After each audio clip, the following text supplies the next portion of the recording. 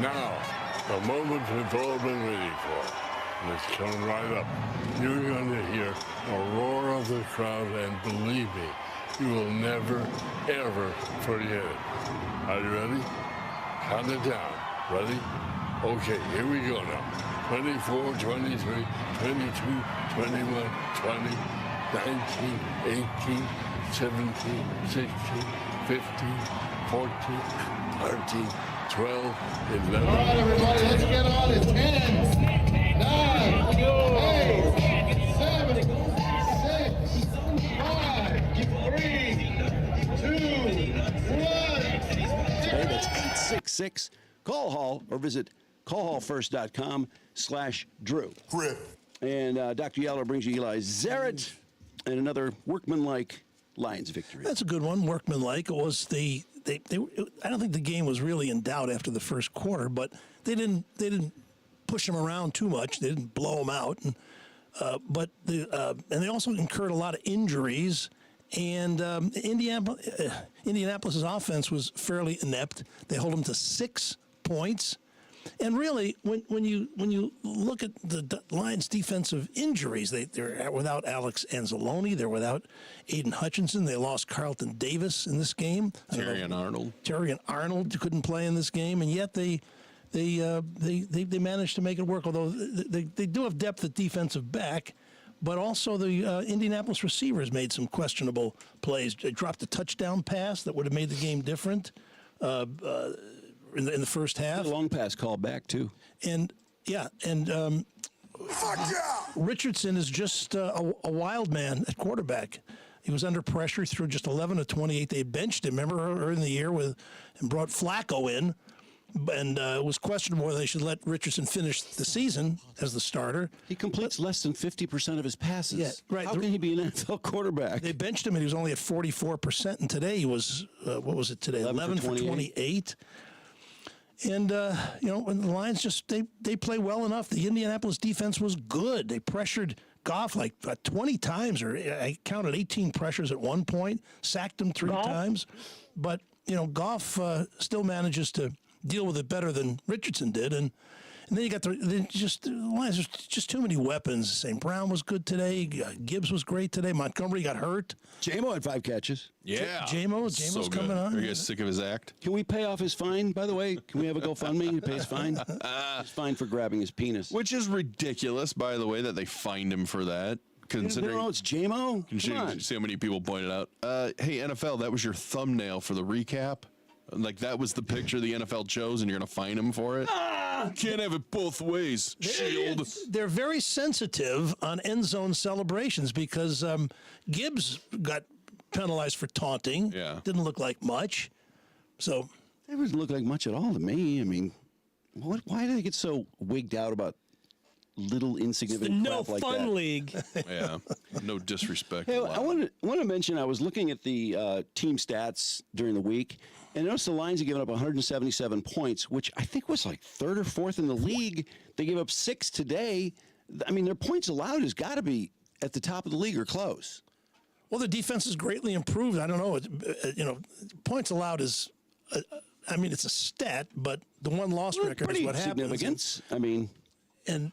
Yeah, I guess. I don't know. I don't know what their points for and points against is, but it doesn't seem like too many games are close that they play. Their points for is number 1 in the league. Their points against, again, it's near the top. Seems like Eli has no use for points against.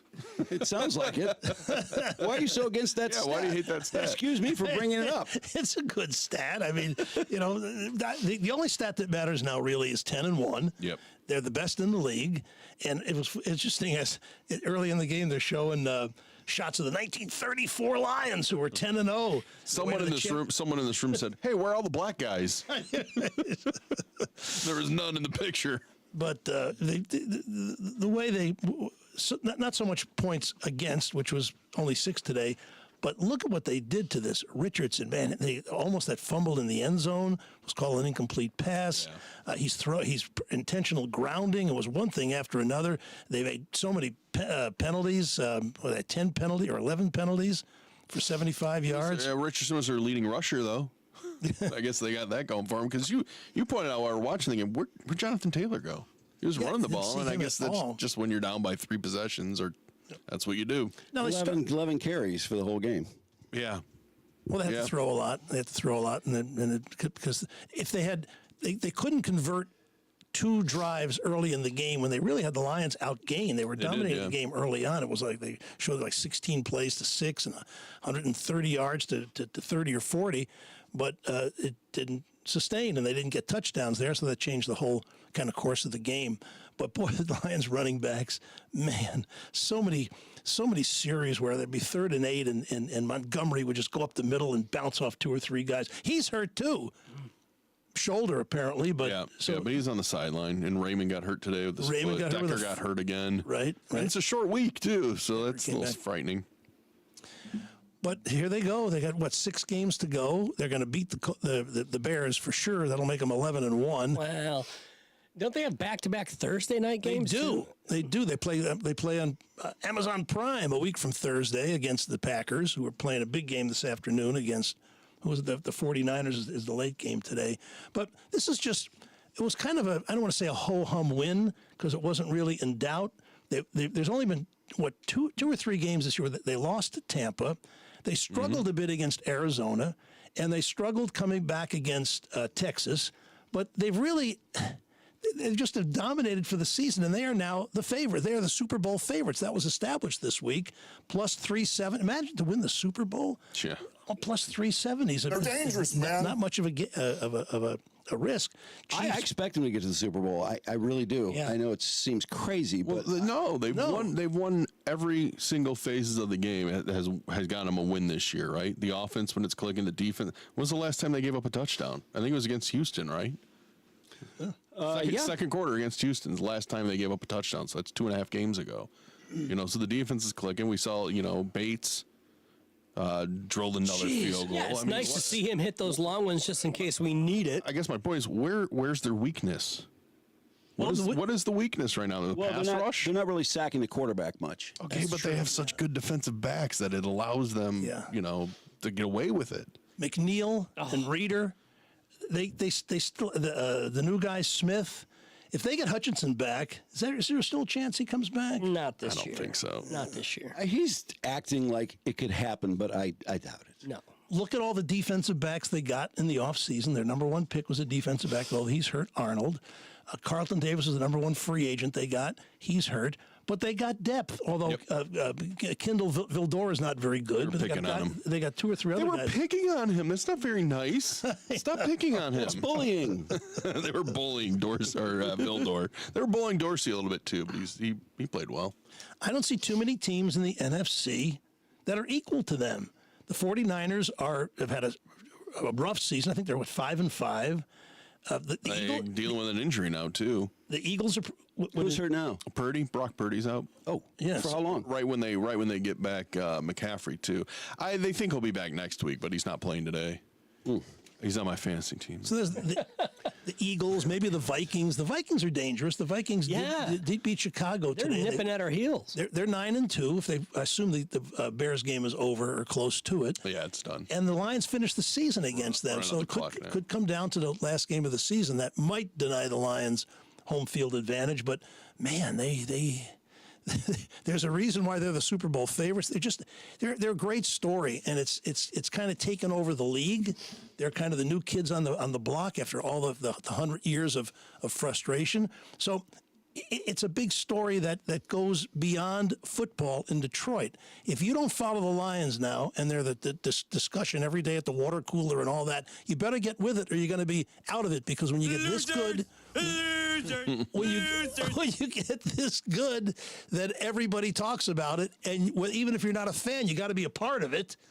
And get on board. I can't think of anything since the Red Wings 2 Cups in 97, 98 that has been as talked about where everybody's on board. But I think this fan base is much more on board before any championships were won, way ahead of the Wings fans. Although the Wings thing was pretty amazing for a hockey team. I never knew a professional hockey team could gather that much momentum in a city, but it was great. But this is bigger, in my opinion. Of course, it's bigger, and every other team has won in the interim. The Wings won Stanley Cups. The Tigers have won World Series. The Pistons won championships. But this is a 100-year-old saga, and this is just a very, prideful, engrossing chapter in a very long history. They started off great. They were the champions of the world, and the world was a small league back then, but they won in 34. They won all the 50s, 3 championships.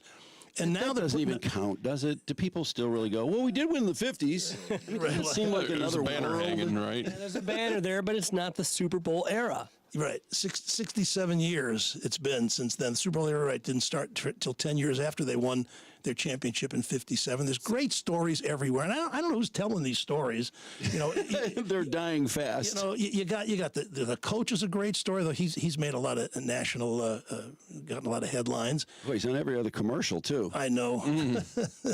How about Sheila? Sheila, like I said last week, Sheila is the historic thing. Can you imagine what it was like for her all those years? She's so into sports. She played college sports and all the the garden clubs and the fundraisers with all the fancy ladies in their outfits, and she's got this struggling team, and now she must be it must be really being heaped on her, the praise and the congratulations when she hangs out with the ladies and their charity luncheons and all the things that the rich people do.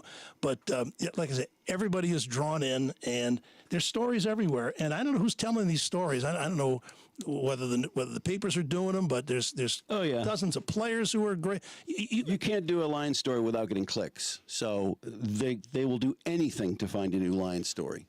Those are the clicks. Those are the only clicks they probably get. Yeah. I mean, significant clicks. Yeah, and like it's true. when people just all of a sudden start ripping on J-Mo for no reason and stuff like that, the fan base reacts to that. No, They we get have no upset. choice. J-Mo, great game today, couple good catches. And why are there so many Lions fans in all these far-flung cities? It's because people left here years ago and they're just living in Houston and living in California and living in Atlanta. They travel, though. They travel really well. They said Windsor was telling me was it the Green Bay game? He had to fly into Iron Mountain and then drive because there were so many flights just jam-packed from Detroit to Wisconsin that it was too expensive.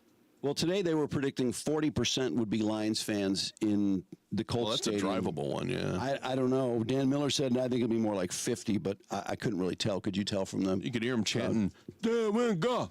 Yeah, there were Jared Goff chants all over downtown Indy, I guess, last couple nights. So they're making their mark. Great, man. Can they go 16-1? Yeah. Who's going to beat them? Sure they could. Who's going to beat them? Well, if they play Green Bay here, they should beat them. The Bills could beat them, but they play Buffalo. They play the Bills at home, though. They play the Bills and here the Vikings, and they go to San Bills are good. Francisco. at 49ers, so that's a It's a possibility. revenge game against San Fran, December 30th. Oh, boy. By the way, do not move that fucking Bills game to Monday night because we made plans. Carl and his brother are supposed to fly in and fly out Monday morning, and all of a sudden they go, well, we might just move this to Monday night. Yeah. Like, really? I mean, I thought they would do that on the same day where they'll move a game to a night game, but I didn't know they would change the day of the game 3 weeks before the game. Is that kind of unusual? I think when you got a hot team, look at Kansas City. Kansas City rarely plays on a Sunday. It's always a Thursday game, a Monday game. They'll play a Saturday game. So the Lions are an attractive team, and I don't mind if they change the game, and I think they're allowed to do that. I mind. Will they reimburse Carl and Grant? I don't know. No, it's up to the airlines. No, I think the NFL should reimburse them. I'm sure they will. Yeah, they care about the fans. They really do. Yeah, they do. By the way, why is my shirt getting so much shit on the chat? What the fuck? It's just an orange shirt. Why am I getting berated on And the they're saying chat? that I'm holding a doobie, and it's a pen. It's a pen. I think they wanted you to iron your shirt. That's what I saw earlier. Could it be any more orange? It's a great national story as the Lions are they're going through an epic cleansing of all these decades of disappointment. This is like this story that just won't die because it's so heartwarming how they've come from being this shameful franchise that the only one that hasn't made it to a Super Bowl, this legendary franchise, never been to a Super Bowl. Are we the last team? We're the last team. Jesus. And then they get on the doorstep last year. What was the score at halftime in San Francisco? They were up 17, 24-7. My God, we just watched that in absolute shock. But I have to say, I think I look forward to Sunday as much as I ever have. And I loved the 85 Bears. I was nuts about that team. But this team, I don't know why. I am so fired up to watch every game. I can't remember being this excited about a team. Because they play exciting football. They're creative. They're dominant. The coach is a great story. He's dynamic. The offensive coordinator, he stayed, and he's the brilliance of the drafting of these players. The two running backs that keep on setting records. They complement each other so well. All the rookies, the people they've drafted. Now you got Jamison Williams, after 2 years of saying was he a mistake, is now standing He's all out. pro. It's just. They're 9-2 against the spread. What? Who's counting? Can I ask you a question about Dan Campbell? Because usually when coaches are strong, as Dan Campbell is, when their personality is that strong, it seemed like almost inevitably the act wears thin at some point. Like some collection of players just says, but he doesn't seem like the kind of guy that would wear thin, like a Tom Landry, although Tom Landry, I said 29 years. Is that a personality that's strong enough that it will eventually run its course, or is he the kind of guy that could be here for a long, long time? That's a very good. I think he'll be here for a long, long time. I feel like he will. He has a way of building belief, building camaraderie, building all that stuff. Eventually, just like Chuck Daly was the ultimate Piston coach, and after 9 years, he left. And he said after a while, they just stopped listening. So I don't know if the same thing happens in football. Some guys last a long time. Players, their tenure tends to be short in football, though. I mean, with one team, guys don't stay 10, 12 years very often. I just think that this is a destination now for people. Yeah. The belief that Brad Holmes will find the right people to fill in.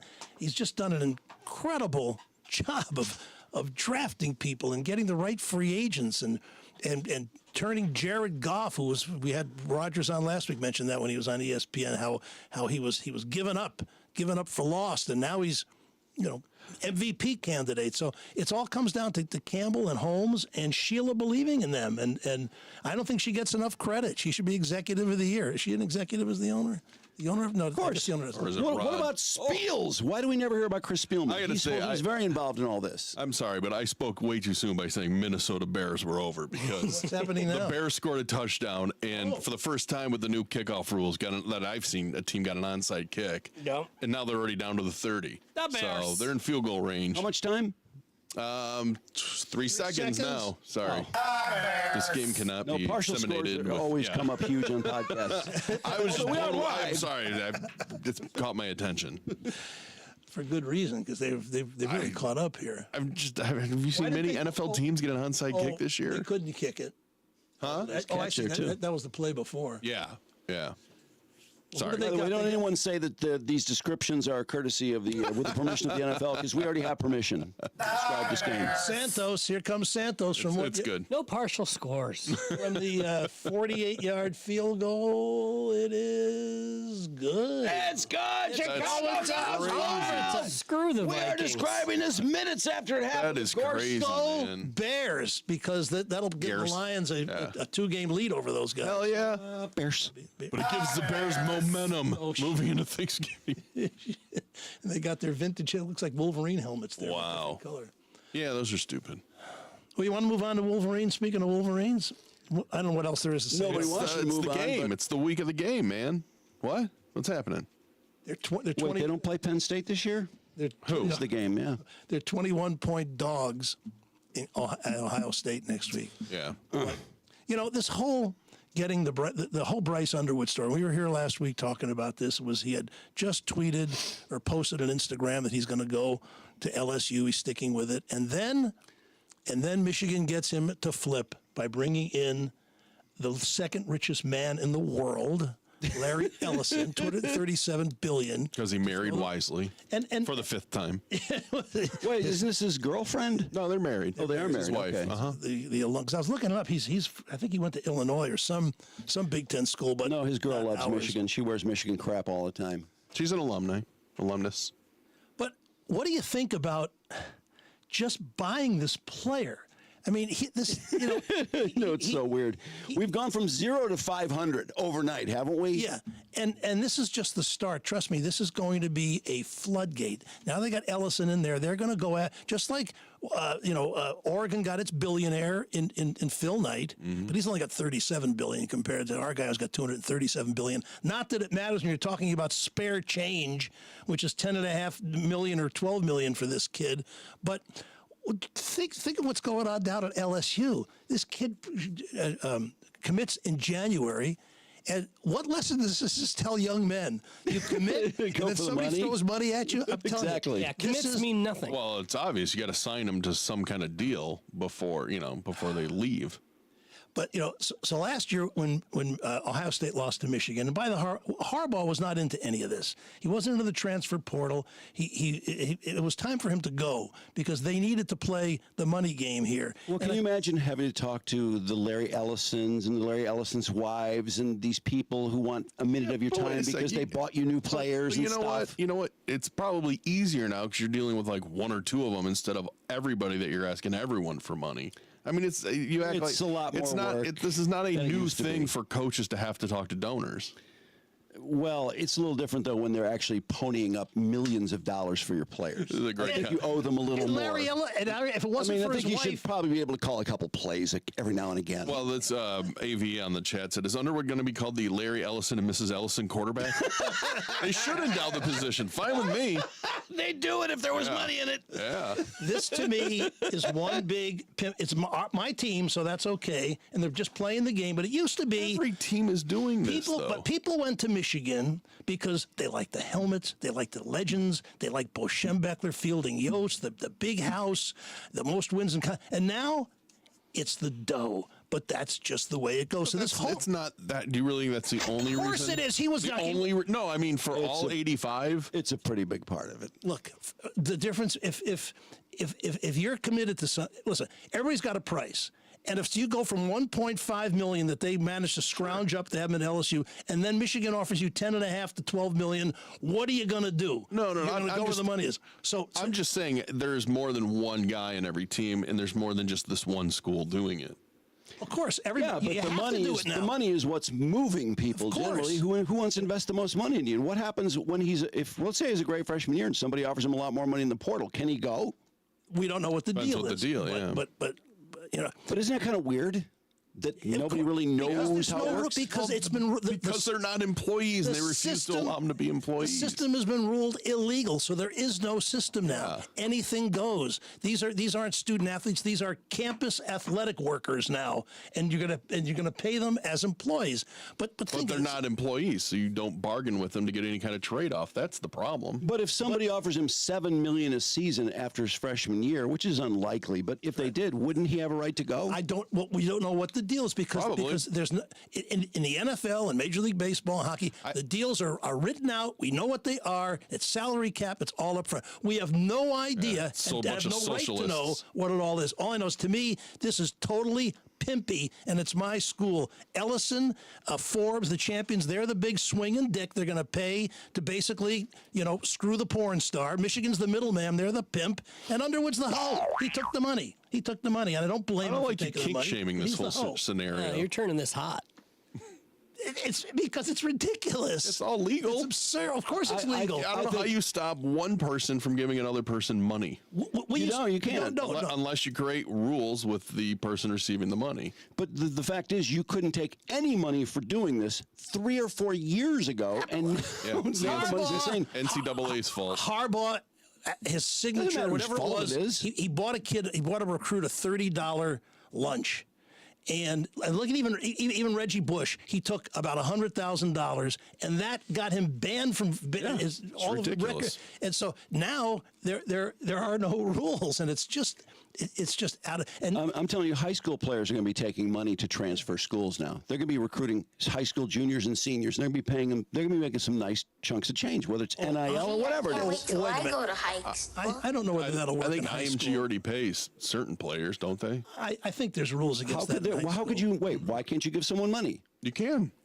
Okay, so why do you think quarterbacks or running backs are going to change schools? Well, I mean, there are transfer rules with high schools in general. Yeah. Oh, really? Are they that strict? No, not at all. You got to be in the district, and you can't just move They there to already play. do this. The guys already leave districts and go places because they want to be college football stars. So the money's going to enter the fray. Why not? But then how can you deny them already the money? has. But then the family has to move. They got to move to a different state. or Families do whatever it all the time. They already do it. Yeah, they the went elite- to Kanye West Donda Academy. People moved to, Elite- and he didn't know elite- what he was doing. Elite players, they do go to different academies. Who's the guy that plays for Cass Tech? I think he's a big recruit somewhere. He was at IMG last year. He's like, you know what? I'm going to go back to my old school and win a state championship. I mean, players move all the time. What's wrong with that?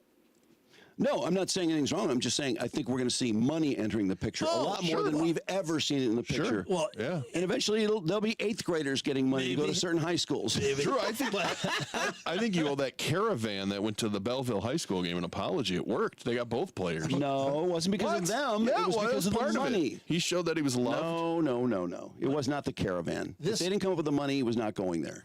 He's from Michigan, and he was going to go to LSU. That money has been there for a while. That offer has been there for a while. Then why was he saying he was going to LSU? I was talking to someone who was fairly tied in who said, nah, this is pretty much a done decision a while ago. And I said the same thing. I go, that doesn't make sense. Why would he go down to LSU, Alabama? Why would he recommit? He goes, I don't know. He goes, but this was pretty much a done deal. He hasn't He even said, made. he said once they brought in Connor Stallions, it was already done, and that's why he went there. I said that seems a little conspiratorial for my liking. By the way, here's something I don't understand about Connor Stallions. Why is the Central Michigan coach in trouble for Connor Stallions, it seems, as much as anyone else? What do you mean? Because he allowed him on the sidelines. This investigation is still going on, and he's saying, I didn't know shit about it. But why? I don't understand why was this guy still getting shit until he retired a few days ago. I don't know.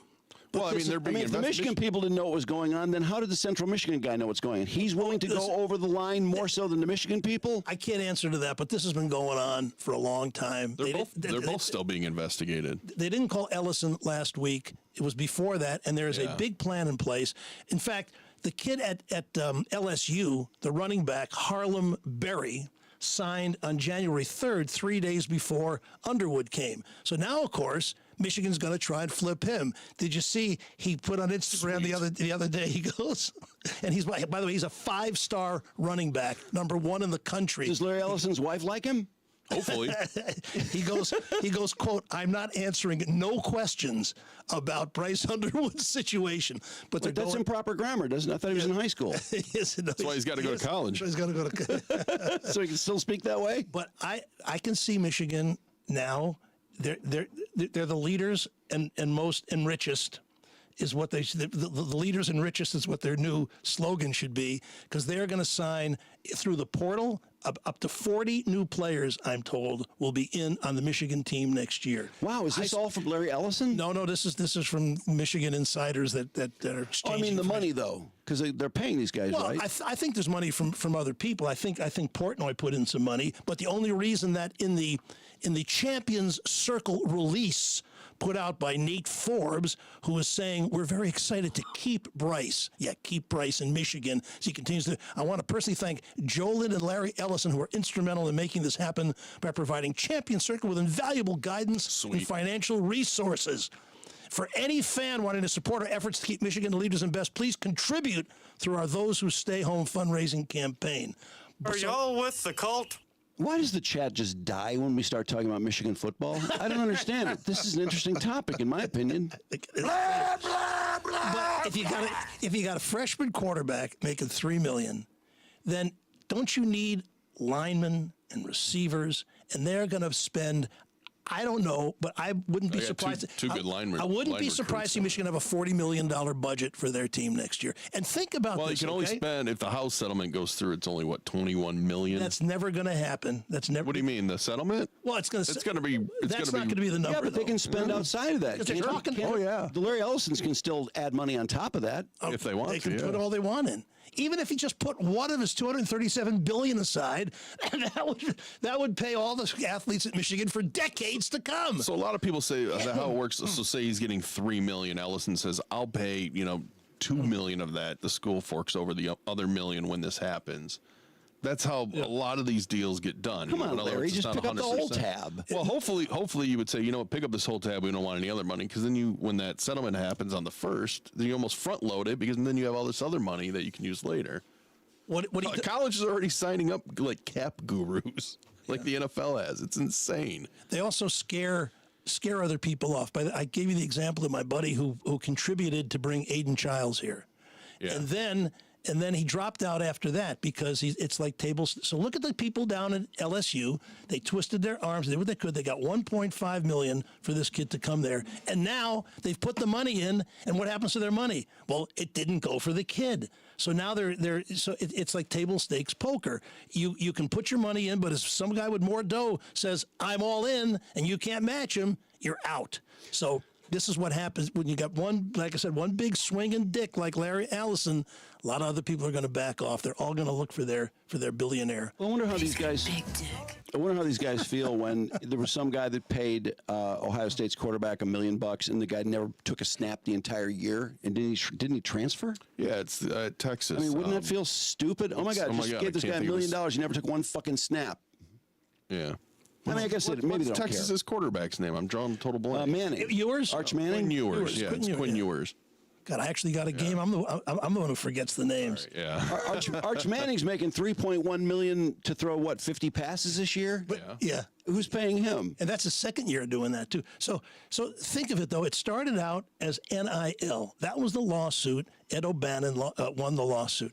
NIL is over. It's been over for a year and a half when Texas signed that Ema Laleeva guy and sued in Tennessee, and they said no, you can't restrict that. So and it's not even NIL. You think Bryce Underwood is going to have to do commercials for his $3 million? No. So it's not. It's called NIL, but it's just but you can salary. throw money. You can throw salary. money at people. It's like NIL, but basically anybody on the outside can just throw money at players. Yeah. And the reason it's come to this is because the NCAA had everybody by the balls for all these years. And it's interesting. This Walter Byers was the NCAA president for years and years.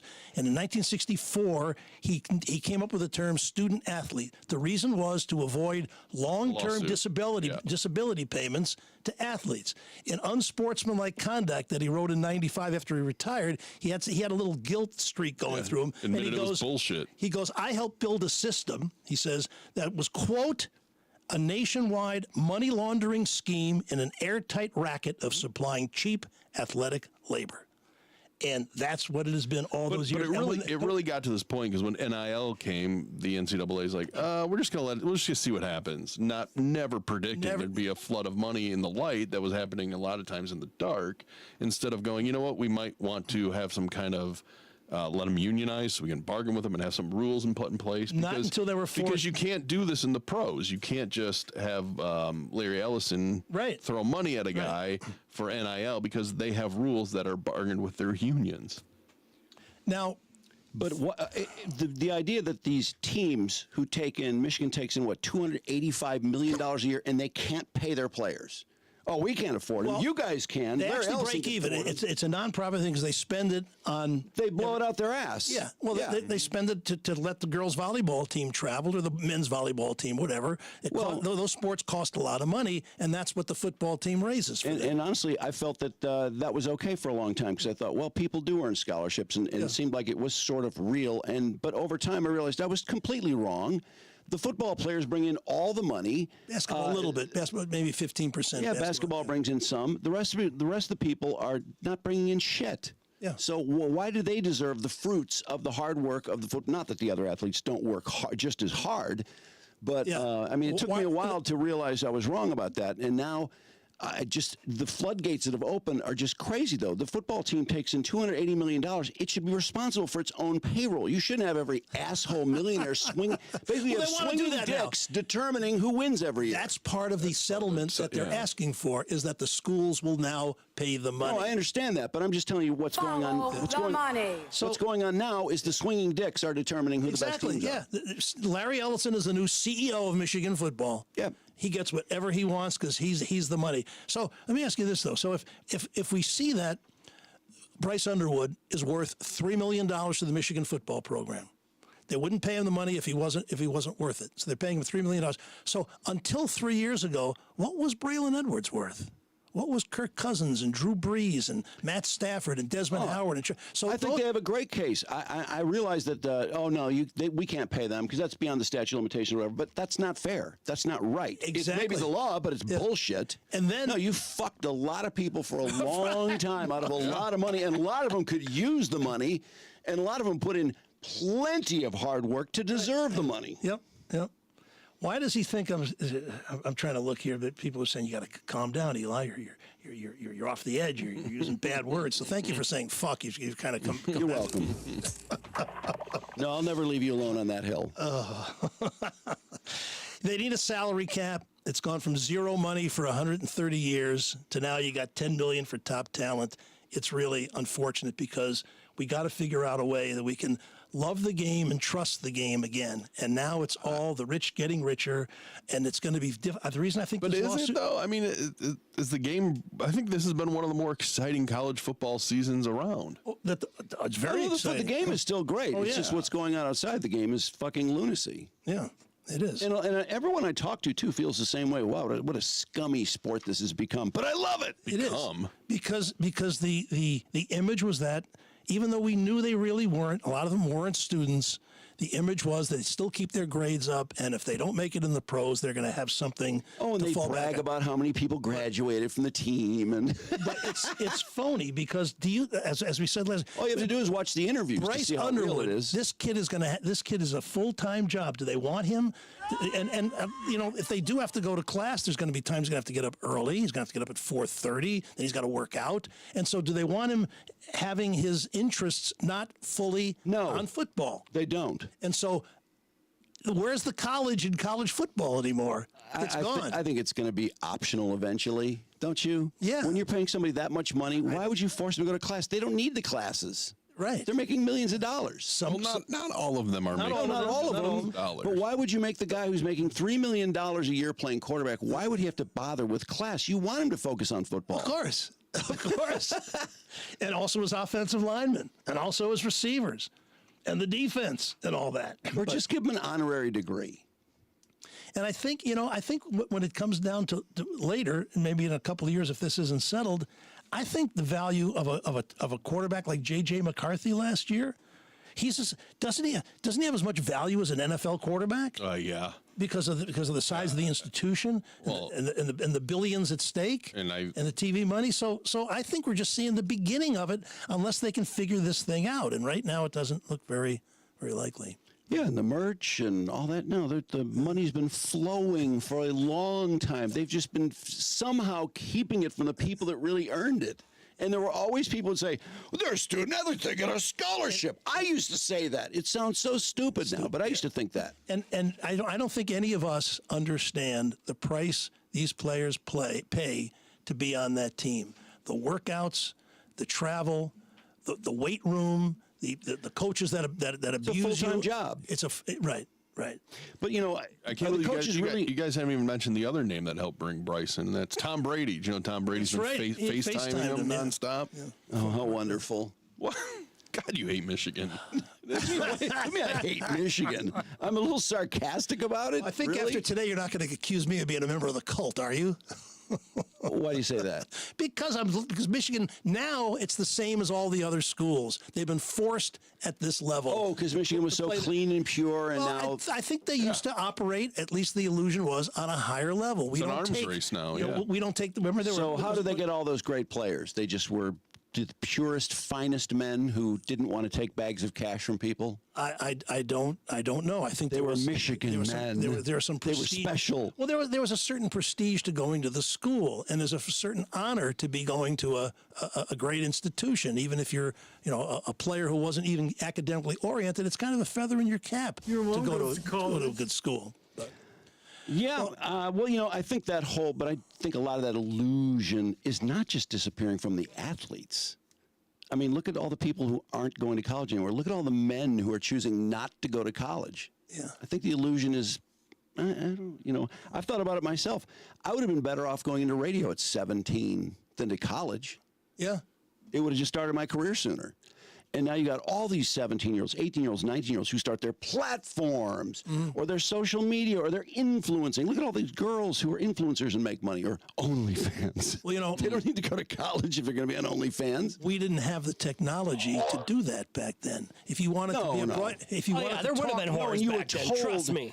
Everyone told you had to go to college. I was told from the minute I could understand words that you must go to college or you are a loser. Yeah. Loser. And a lot of people were told that. So they did as they were told.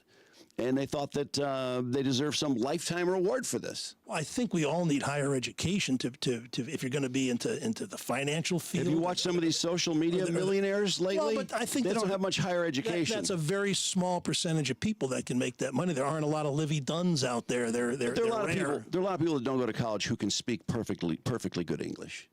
We're perfectly smart. Oh yeah. Listen, if you're entrepreneurial, you don't need. Did Bill Gates need college? No.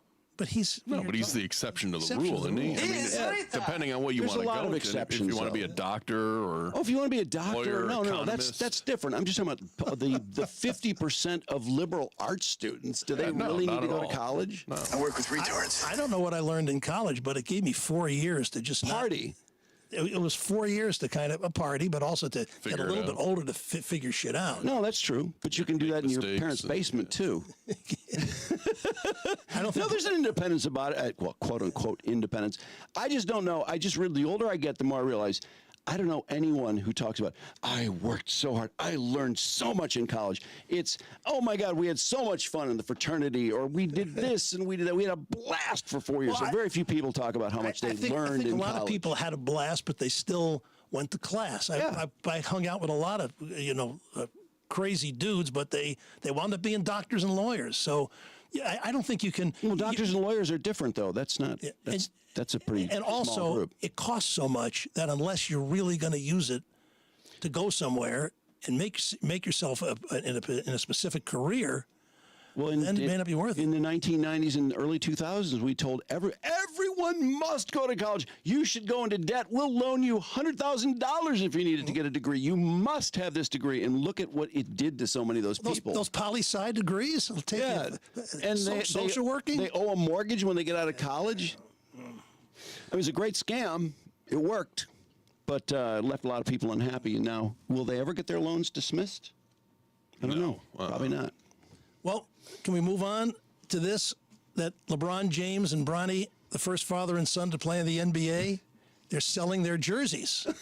All right. Yes, the jerseys they wore when they entered the game, when Bronny went 0 for 2 on 0 I want to bet on Bronny's myself. I don't know about you guys. Wait, how are they selling it? The two Sotheby's has an agreement with the NBA, and Sotheby's is already up to $70,000 on Thursday night with 34 bids for the LeBron and Bronny James jerseys. Bronny's NBA Summer League jersey sold for $38,400. Bronny's Summer League jersey? What? Why? So they put the two of these up for sale, and I read about it in the Athletic, and here are the first three comments by the readers. It's already up for sale. What a fucking weirdo LeBron is. Nothing is sacred.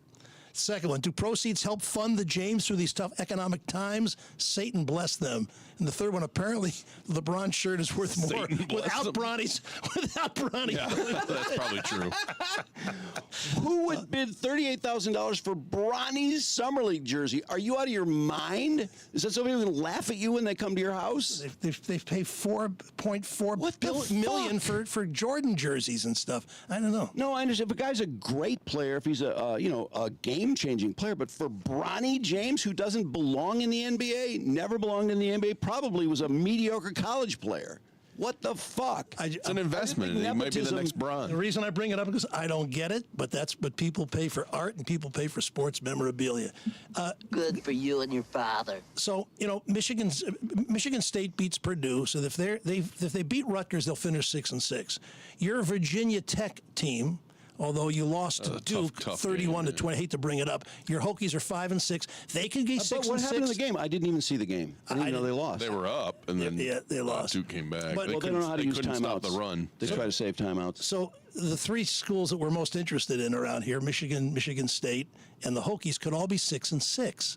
and that would make them bowl eligible. Michigan's already won their 6th. They'll lose to Ohio State. That'll make them 6-6. If Michigan State can beat Rutgers, they'll be 6-6. And if your Hokies can get by Virginia, they'll be 6-6. And they'll be bowl eligible. So I was thinking, what bowl games had teams that were 6-6 last year, or 7 or whatever it is, and that they're eligible? So Michigan State or Vatech or Michigan could, if they need a caffeine boost, go to the Scooters Coffee Frisco Bowl. Sweet. If you're Irish, you go to the famous Idaho Potato Bowl. We've had that one. And how about this? Call Hall, but if not, watch Union Home Mortgage Gasparilla Bowl. They could get a 6-6 team in there. If you're fans of the military, you've got the Go Bowling Military Bowl. And for sushi, anyone, you got the Wasabi Fenway Bowl.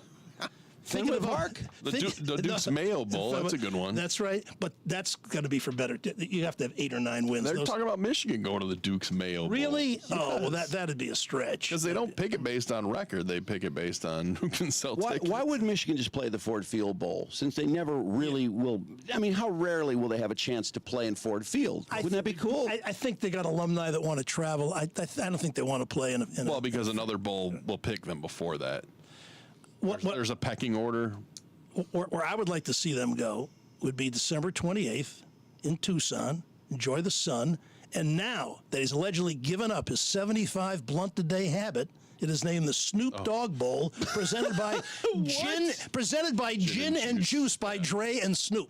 What? That's the name of a bowl game. The bowl game is the Snoop Dogg Bowl, presented by Gin and Juice by Dre and Snoop. I would love to see Michigan. The Snoop Dogg Bowl? Do they care that he shot someone? Snoop shot someone? A long time ago, he killed someone. I didn't know that. Well, Snoop? Murder was the case that they gave him. He was innocent. He was found innocent, but he did shoot and kill the person. That's not in debate, is it? No. I didn't know that. Yeah. No, and he's got a bowl named after him. Yep. I don't know if our teams can qualify. Why is the bowl named after Snoop Dogg? And I like Snoop. Well, it's the Arizona Bowl. He's the presenting sponsor. Snoop Dogg is sponsoring the bowl? Snoop he's Dogg got Bowl. a gin and juice brand. Yeah. Based after a song. So he's paid for that. I think that's a really bad trade-off. To go from weed to drinking gin is really a bad transition. Of course, to make. you think that. You know, we were in the Respect the family and back off. Virginia Tech was in the Yankee Stadium Bowl. Pinstripe, yeah, the Pinstripe Bowl. That was the worst bowl. First of all, the stadium holds, 50, 60, there was probably 15,000 people there. It looked cool yesterday, Notre Dame and Army. Did you see that? Yeah, I saw a little bit of it. Notre Dame was way ahead, so I didn't watch a lot of the game. But it was a dreadful game, too. I mean, we were 7-5. The other team was 6-6. It was just a terrible, stupid game. I couldn't believe all these people traveled and sat in the cold. It was a freezing cold day. Was it called the Bad Boy Mowers Pinstripe Bowl, or was it a new sponsor? Yeah, something like that. Bad Boy Mowers, okay. Wow. You know, somewhat serious story. Do I have more time, or should I? Have I been here too long? What do you need? Too long? What's up? What's next? I feel like I've overstayed. We'll do what we were going to do anyway. It's not like we're going to quit the show early. I'll just do a couple of easy ones though. I watched the Wings the other night because this is an interesting thing. It's the 6th year of the Yzerman rebuild, and it seemed like the game Thursday night against the Islanders was viewed after the bad West Coast trip as a game they had to win. If they didn't win that game, then Derek Lalonde was going to be fired. And their point production was terrible. Their shots for and shots against was terrible. And they were trailing, and it was the quietest Little Caesars Arena you could imagine. There was not a peep made that entire game as one play after another broke up for the Wings. But then they scored with 4 minutes to go. Then Lucas Raymond scored with 51 seconds to go. They won that to save his job, I suppose. They lost to the Bruins, I think it was last night. So this is a very interesting week. And if it doesn't go well with them, and they're playing some very good teams coming up this week, or they're playing, they play the Islanders Monday. Then they got Calgary, New Jersey, and Vancouver, all good teams. So it'd be very hard to fire Steve Yzerman. But this team is they're mired in mediocrity. The roster doesn't seem like it's poorly conceived, and the whole thing is a big mess. And it's just really sad to see this happen. And I guess that's the danger when you bring a hometown hero back, and he may not be doing the job. So So who's not playing well this year? Who's letting them down? Well, they're not scoring goals. They got this. What was his name? Tarasenko has not really scored. They brought him as a scoring forward. Who's the 40-goal scorer, DeBrincat? Yeah, well, that was the year before. He did well, but Isn't he still in the roster? They don't have a point-of-player game yet. They need a point-of-player game. Dylan Larkin's been a point-of-player game. He's got 17 and 20. Well, yeah, maybe not right now, but generally. And DeBrincat certainly was. And who's the old Blackhawk that played so well for him last year? Kane. Patrick Kane. Is he he's got doing 10 anything points, this year? But they're all negative. All the top guys are -4, -6, -10. They allow too many goals. Lucas Raymond, too. I mean, I think they were expecting a lot out of him, and I know people were bitching because he only had 17 or 18 points. I think most of them are assists, but he had a great game Thursday night, man. That was a great game. I thought maybe they'd get some momentum off that, but no. No, it's just not working. It's the 6th year of it. Yeah, it's been a while. There's that. Been a while. Jake Paul, biggest draw in boxing now, even though he's not a real boxer. Oh, Tyson nonsense was the biggest gate for any boxing or MMA event outside of Las Vegas in U.S. history. 18 million gate for that garbage. As a result, Netflix stock rose 2.8%. As a result of that. What a joke. I mean, why not just have celebrity boxing and just have celebrities we hate box against people who can potentially beat the shit out of them? I saw Evander Holyfield wanted to fight Tyson. Which I'm like, okay, I'll watch those two old guys fight. No, thanks. What?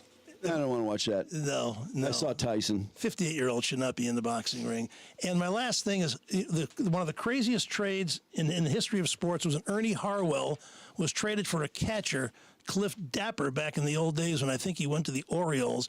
And we saw this media trade this week where the TNT, their ESPN's countdown show has failed next to TNT's, the iconic Inside the NBA with Barkley. So ESPN made a trade, no money exchange. They gave 13 Big 12 football games and 15 Big 12 basketball games to TNT for 6 seasons for the rights to get their talent, Barkley, and bring the show. Isn't that crazy? To ESPN. Wow. Yeah. Crazy Wow, stuff. that's fascinating. Yeah. That's unbelievable. It is. Well, people won't watch if Barkley isn't doing the pregame show and the postgame show?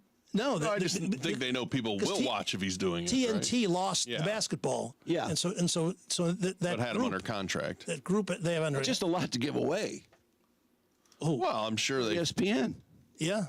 But Yeah, 12 games? I mean, I'm sure they know the value of those games. Sure. Yeah, No. and the value of those guys to bring that audience. Notice over. they're also just big. By the 12 way, games. ESPN shit-canned, what's the show they shit-canned this week that's been on forever? Oh, Not Pardon the Interruption. the one but before that. The one before Around that. the Horn, or is it Pardon the Interruption? Yeah, one or the other? Around the Horn. Yeah. Part of the Interruption is great. It's the best sports show. And if you watch Part of the, They're both good. They were both Why good shows. would they get rid of Around the Horn? That probably costs nothing to produce. It wasn't bringing any bot. Nobody's watching, I guess. What are they going to put there that people are going to watch? I don't know. It sounds like generally most of the shows, the viewership is just going down. Yeah. If it's not a live event. I just think that's probably Stephen one of A. the Smith. cheaper ones you could Pat. produce. Yeah, I agree. But I guess sports if there's writers no on. audience for it, you can't get advertisers or you can't get them to pay much. this guy says Le'Veon Bell wants to fight Jake Paul. Oh, really? Yeah, I can see that. He's already beaten up a basketball player. Want to beat up a football player too? Yeah. All right, well, another year will soon be in the books. We hope it's not another year where you knew that Dr. Yaldo could change your life by giving you glasses-free 20/20 vision, but you didn't make the call for one reason or another. Fearful of surgery? No need. His painless procedures take minutes, and he'll have you back to work the next day. Expensive? Not really. It saves you a lifetime of forking over for contacts, frames, and reading glasses and prescription changes. Whether it's custom LASIK that in most cases gives stunning 20/15 vision all day long, you never have to take off or put on LASIK. It's always there with you. And the Clearview bifocal implant is the Rolls Royce for the 45-plus crowd. No more readers, no chance of getting cataracts. You'll see the tiny and the distant in pure HD. Evaluation is free. Sign up at YaldoEyeCenter.com. Get out of here. All right. Get out of here. Won't stay so long. Time for Tubby Bud.